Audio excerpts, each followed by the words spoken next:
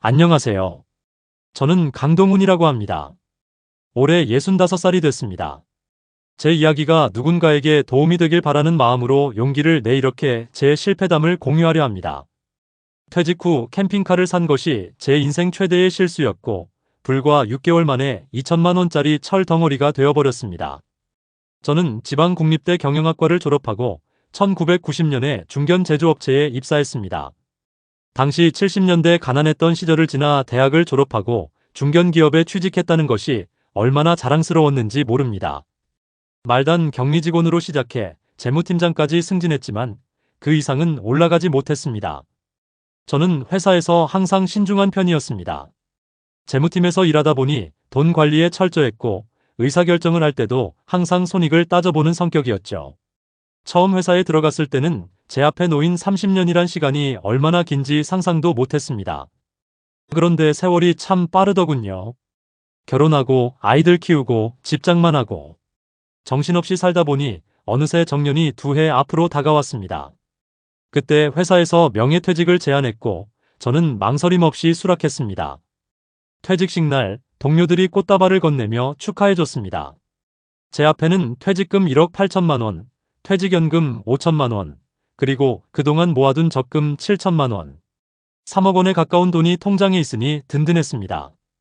아파트 대출도 다 갚았고 용인에 있는 32평 아파트는 시세가 5억 원 정도였습니다. 국민연금도 곧 받을 예정이었고 이제 남은 인생은 마음껏 즐기면 된다고 생각했습니다. 퇴직 후 처음 2~3달은 정말 행복했습니다. 아침에 알람 없이 자연스럽게 일어나는 것, 출근 준비에 쫓기지 않는 것, 퇴근 시간을 신경 쓰지 않아도 되는 것. 모든 게 새롭고 좋았습니다. 아내는 여전히 동네 병원에서 간호사로 일하고 있었고 저는 혼자 있는 시간이 많아졌습니다. 처음에는 집에서 TV만 보며 지냈습니다. 아침에 일어나 신문 보고, 낮에는 TV 보고, 저녁에는 동네 한 바퀴 산책하는 정도였죠. 점점 심심해지더군요. 그러면서 스마트폰으로 유튜브와 인스타그램을 보는 시간이 늘어났습니다. 거기서 만난 세상은 저를 설레게 했습니다. 은퇴 후 캠핑카로 전국을 누비는 부부들의 영상을 보게 됐습니다. 밴라이프라고 하더군요. 회사 다닐 땐 꿈도 못 꿨던 자유로운 생활이었습니다.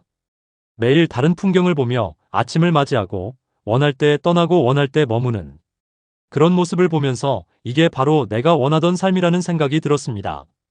특히 제 마음을 사로잡은 건 60대의 새로운 시작이라는 유튜브 채널이었습니다. 63살 부부가 캠핑카로 전국을 여행하며 맛집을 탐방하고 때로는 바닷가에서 때로는 산속에서 자유롭게 지내는 모습이 정말 부러웠습니다. 그분들은 항상 웃고 있었고 화려한 일몰과 일출 사진을 찍으며 행복해 보였습니다. 유튜브 영상 속 부부는 이렇게 말했습니다. 우리가 젊었을 땐 돈 벌기 바빠서 여행할 시간이 없었는데 지금이라도 늦지 않았어요. 오히려 지금이 가장 좋은 시간입니다. 퇴직금도 있고 시간도 있고 아직 건강하니까요. 이 말이 저에게 큰 울림을 주었습니다. 아내를 설득하는데 2달이 걸렸습니다. 처음엔 미쳤냐고 했습니다. 세상에 캠핑은 젊은 사람들이나 하는 거라며 우리 나이에 그런 고생을 왜 사서 하냐고 했죠. 하지만 저는 포기하지 않았습니다. 은퇴 후 우리만의 추억을 만들자. 아직 건강할 때 여행하자고 설득했습니다. 결국 퇴직 6개월 후인 2020년 4월에 중고 캠핑카를 구입했습니다. 2018년식 현대 그랜드 스타렉스를 개조한 캠핑카로 가격은 2,200만 원이었습니다. 직접 보러 갔을 때 생각보다 좁았지만 그래도 실내 샤워 시설과 작은 주방, 침대까지 갖춰져 있어 마음에 들었습니다. 그리고 이거 하나면 호텔이나 펜션 예약 없이도 어디든 갈 수 있다는 생각에 기대가 컸습니다. 퇴직금 중 일부를 쓴다고 생각하니 부담이 없었습니다. 이것만 있으면 숙박비 걱정 없이 전국을 돌아다닐 수 있을 것 같았거든요. 그리고 몇 년 타다가 팔아도 큰 손해는 안 볼 거라 생각했습니다. 제가 처음으로 충동적인 구매를 한 순간이었습니다. 캠핑카를 구매하고 첫 번째 여행으로 강원도 양양을 택했습니다. 바다가 보이는 캠핑장에서 하룻밤을 보내기로 한 것이었죠. 출발 전날 마치 수학여행 가는 학생처럼 설레서 잠도 제대로 이루지 못했습니다. 아내는 출발 당일에도 병원 야간 근무를 마치고 와서 피곤해 보였지만 저는 너무 신이 나 있었습니다. 그러나 첫날부터 문제가 생겼습니다. 좁은 공간에서 아내와 둘이 지내려니 불편했습니다. 화장실은 더 심각했습니다. 실내 화장실이 있긴 했지만 너무 좁고 냄새가 나서 결국 캠핑장 공용 화장실을 이용했습니다. 샤워 시설도 기대와 달랐습니다. 유튜브에서는 넓고 깔끔하게 보였는데 실제로는 좁고 불편했습니다. 무엇보다 저를 당혹스럽게 한 건 운전의 어려움이었습니다. 승용차보다 훨씬 크고 높은 캠핑카는 주차도 힘들고 좁은 길에서 마주오는 차를 피하기도 어려웠습니다. 고속도로에서는 이명 증상이 있는 저에게 엔진 소음이 너무 크게 들렸습니다.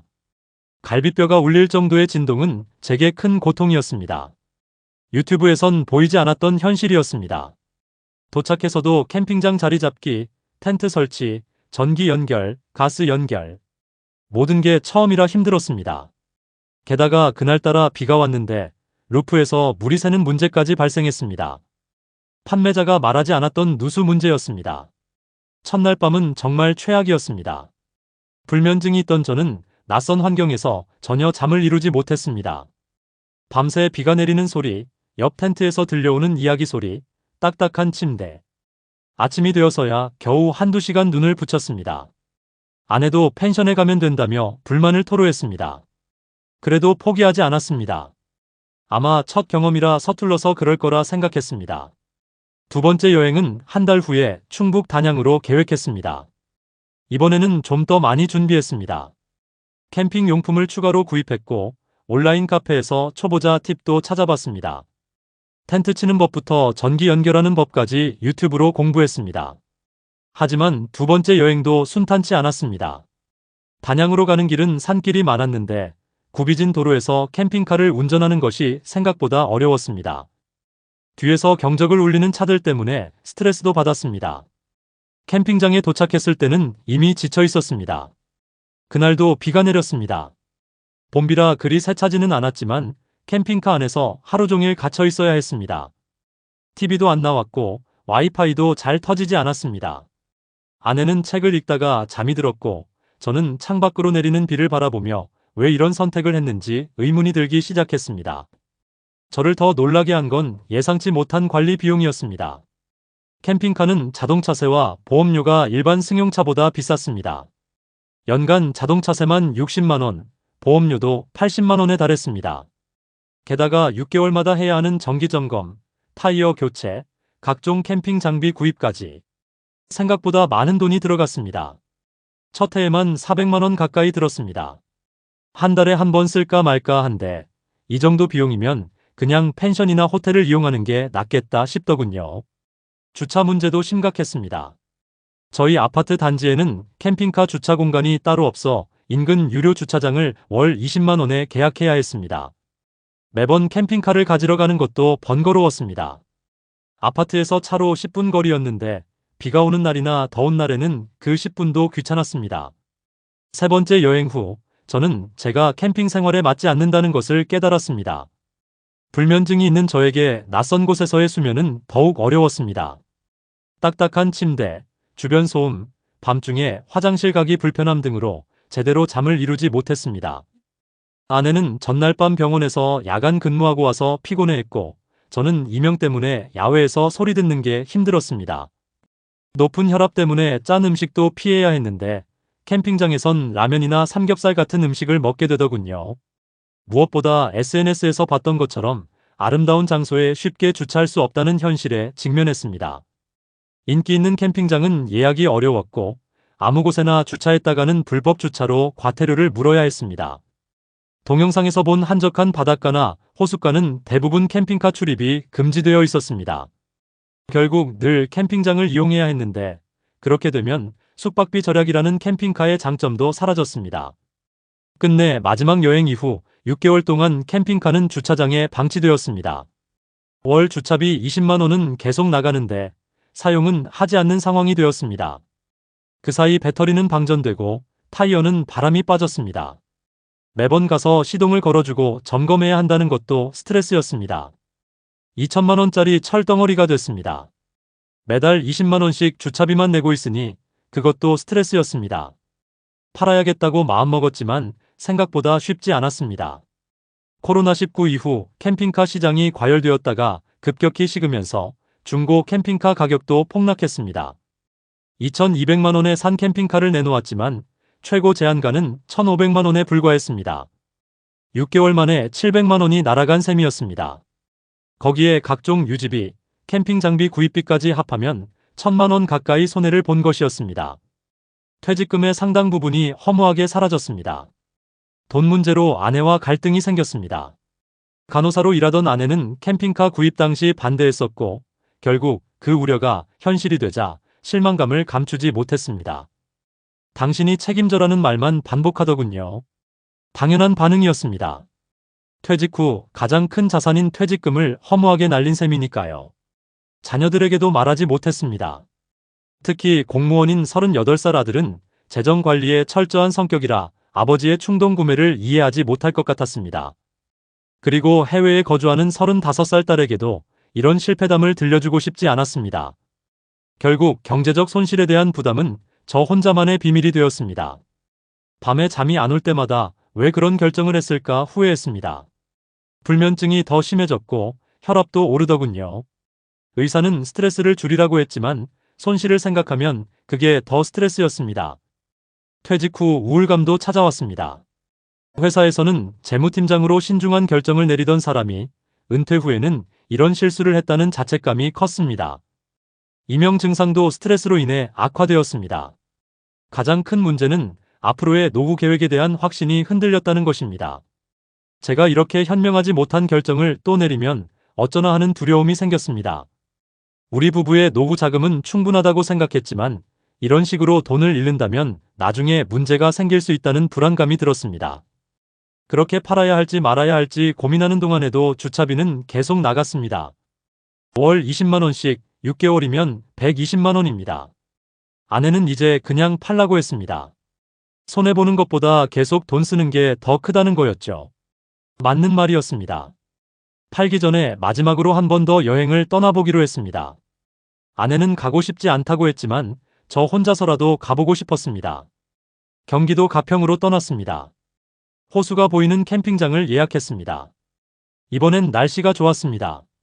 그런데 혼자 캠핑을 하려니 더 외롭더군요. 밤에 호수를 바라보며 생각했습니다. 내가 정말 원했던 건 이런 게 아니었는데 왜 이런 결정을 했을까? 캠핑카를 산 지 8개월 만에 1,400만 원에 팔았습니다. 800만 원의 손실이었지만 더 이상 주차비와 보험료를 내지 않아도 된다는 안도감이 컸습니다. 철덩어리를 팔아치우니 마음이 편해졌습니다. 아내도 이제 끝났으니 다시 시작하자고 위로해줬습니다. 대신 저는 캠핑카로 하고 싶었던 여행을 다른 방식으로 실현하기로 했습니다. 기차와 렌터카를 이용해 전국 여행을 계획했고 필요할 때만 차박용 간단한 장비를 렌트하기로 했습니다.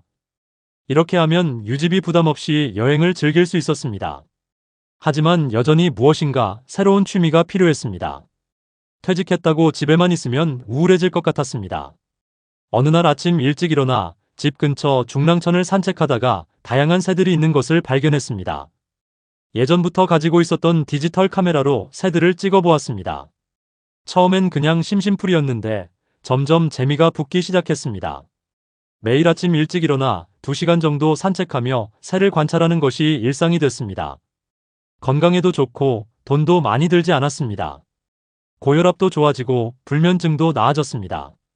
특히 다양한 철새들이 계절마다 찾아오는 것을 보는 게 즐거웠습니다. 봄에는 제비, 가을에는 청둥오리, 겨울에는 기러기까지 자연의 변화를 몸소 느낄 수 있었습니다.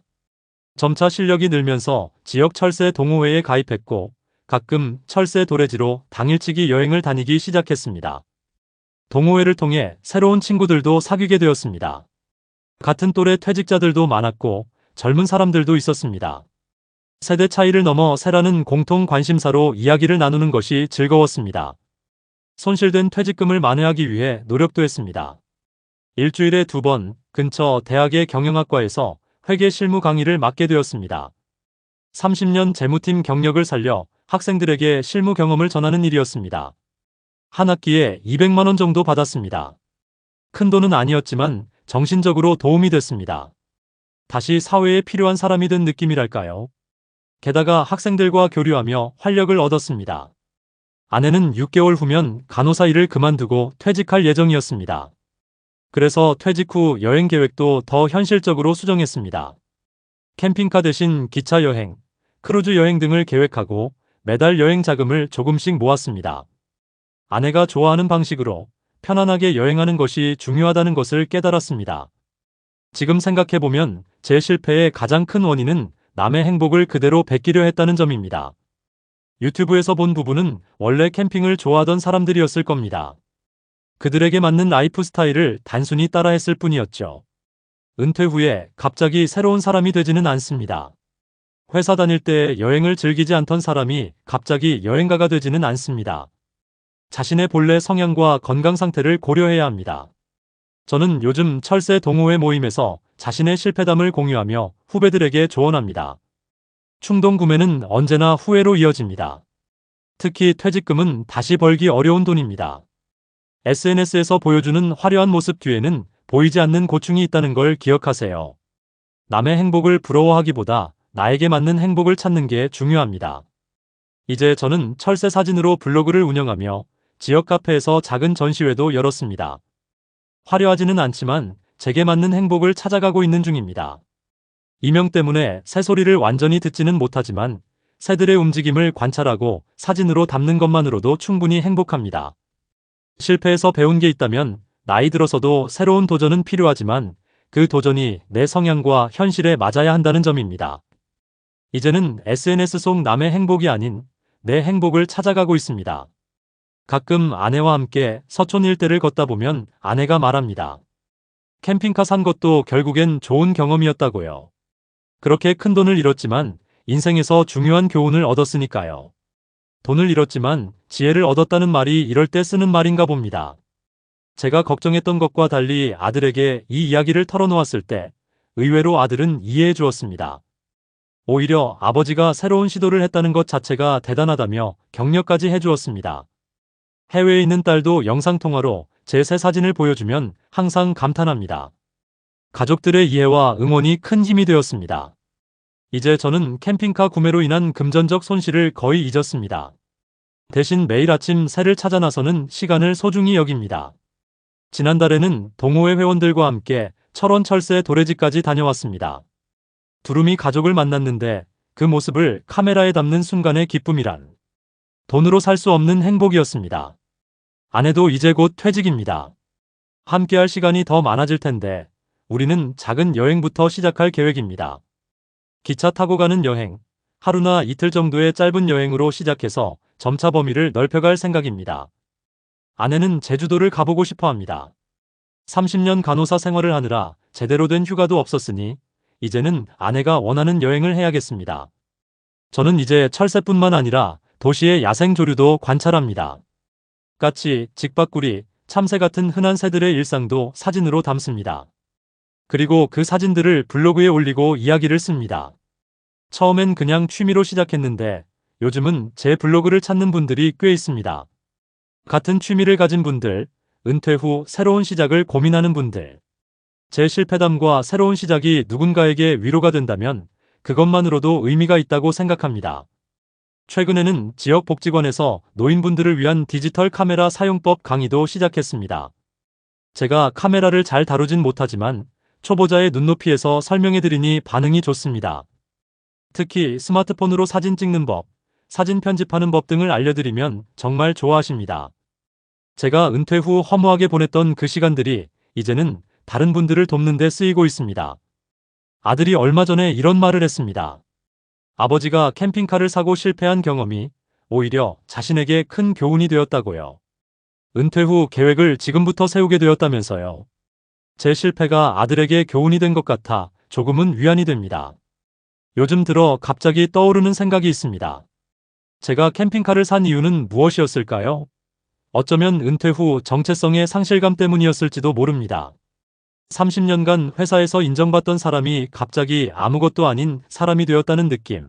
그 공허함을 채우고 싶었던 건 아닐까요? 캠핑카는 그저 수단이었을 뿐, 제가 정말 원했던 건 의미 있는 삶이었던 것 같습니다. 제 나이 또래 친구들을 보면 비슷한 고민을 하는 경우가 많습니다. 어떤 친구는 퇴직금으로 창업을 했다가 망했고, 또 다른 친구는 주식에 올인했다가 큰 손해를 봤다고 합니다. 모두 은퇴 후 무언가를 증명하고 싶었던 마음이 아니었을까 싶습니다. 철새 동호회에서 만난 한 선배님은 이렇게 말씀하셨습니다. 퇴직은 끝이 아니라 새로운 시작이지만 그 시작은 화려할 필요가 없다고요. 작은 것부터 차근차근 시작해서 자신에게 맞는 것을 찾아가는 과정이 중요하다고 하셨습니다. 그 말씀이 제게 큰 위로가 되었습니다. 이제 저는 매일 아침 일어나면 창문을 열고 새소리를 듣습니다. 이명 때문에 완벽하게 듣지는 못하지만 그래도 자연의 소리는 제 마음을 편안하게 합니다. 그리고 카메라를 들고 집을 나섭니다. 오늘은 어떤 새를 만날까, 어떤 장면을 담을까 하는 기대감에 가슴이 설렙니다. 더 이상 퇴직자가 아닌 자연을 관찰하고 기록하는 사람으로서의 정체성이 생겼습니다. 퇴직 후 2천만 원짜리 철 덩어리를 샀던 제가 이제는 카메라 한 대로 행복을 찾아가고 있습니다. 비싼 것이 항상 좋은 것은 아니라는 평범한 진리를 이제야 깨달았습니다. 물론 퇴직금의 일부를 허무하게 날린 것은 여전히 아쉽습니다. 하지만 그 실패가 없었다면 지금의 제가 있었을까요? 여러분들에게 말씀드리고 싶습니다. 은퇴는 두려운 것이 아닙니다. 다만 준비가 필요할 뿐입니다. 그리고 그 준비는 돈으로만 하는 것이 아닙니다. 자신이 진정으로 원하는 것이 무엇인지, 자신에게 맞는 삶의 방식은 무엇인지 미리 생각해 보는 것이 중요합니다. 그리고 무엇보다 남의 행복이 아닌 나의 행복을 찾아가는 여정을 즐기셨으면 합니다. 퇴직 후 캠핑카 산 것이 최대의 실수였지만 그 실수가 저를 더 성장시켰다고 생각합니다. 지금의 저는 더 이상 퇴직금 1,000만 원을 날린 것에 연연하지 않습니다. 대신 매일 아침 새로운 하루를 맞이하는 기쁨을 알게 되었으니까요. 여러분도 은퇴 후 자신만의 행복을 찾으시길 바랍니다. 그리고 그 과정에서 실수를 하더라도 그것 또한 인생의 한 부분으로 받아들이시길 바랍니다. 감사합니다.